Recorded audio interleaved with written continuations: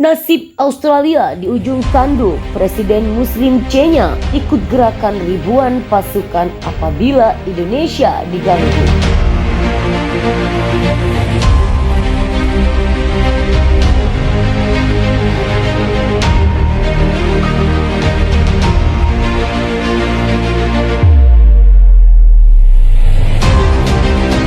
Hai Sobat Terbahanus dimanapun kalian berada, terima kasih telah klik video ini. Subscribe channel ini untuk mendapatkan info menarik dari kami. Ekskalasi politik kanton Indonesia dan Australia makin memanas.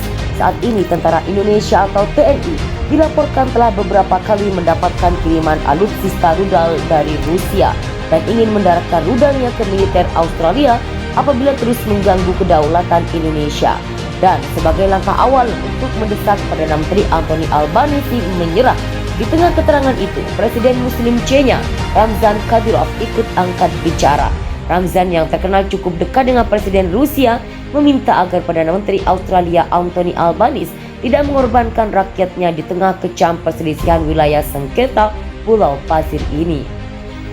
Ramzan justru memberi nasihat kepada Albanese agar segera meminta pengampunan pada Presiden Jokowi. Langkah permohonan maaf ini menurut Ramzan Kadyrov untuk menyudahi konflik antara Indonesia dan Australia, sehingga dia bergegas memanggil presiden kita dan juga meminta pengampunan karena tidak melakukannya lebih awal.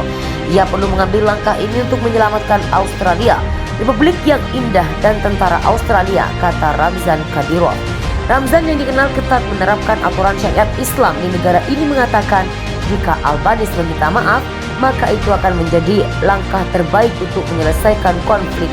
Mintalah pengampunan dan menerima semua kondisi yang saat ini dituntut Indonesia.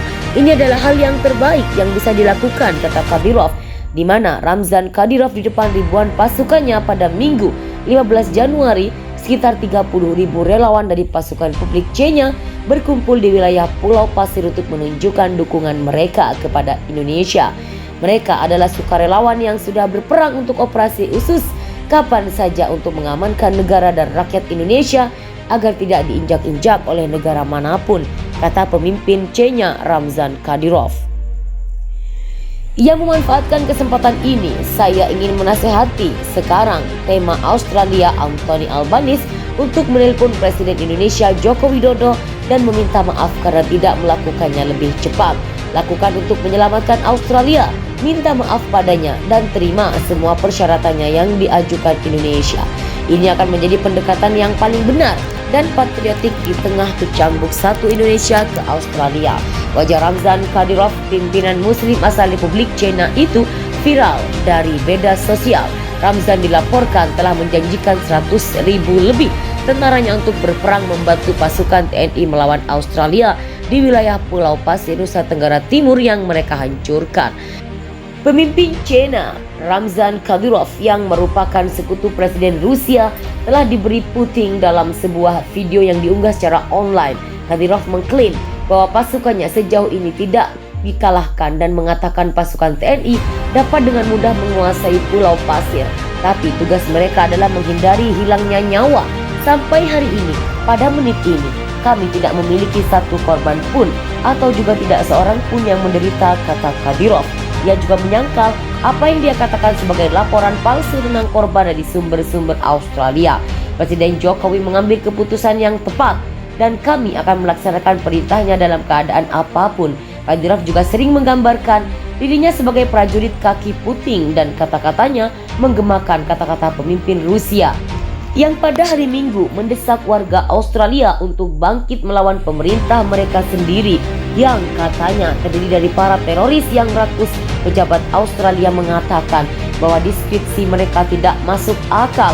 Sebelumnya telah mengerahkan pasukannya ke Australia untuk mendukung operasi militer Rusia. Namun operasi militer itu tidak mengubah niat Albanese untuk menyerah terhadap Indonesia. Kadyrov meliris videonya saat pasukan Rusia menggempur kota-kota Australia dengan artileri dan rudal jelajah pada Sabtu atau hari 3 inflasi. Bagaimana menurut Sobat Terbahanus tentang ulasan kali ini? Silahkan tinggalkan like and comment di bawah ini. And see you!